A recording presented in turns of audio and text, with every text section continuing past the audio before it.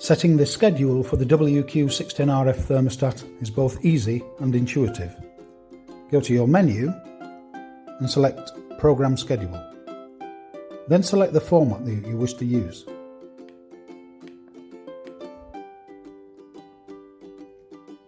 Now you can adjust your times and temperatures using the up and down arrow keys and the tick key.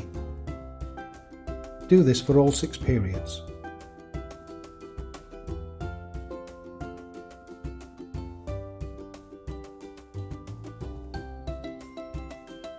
Now you can select your operating mode, which will either be auto, off, or manual.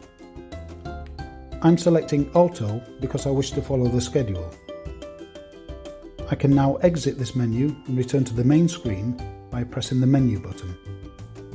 And that's it, we're all done.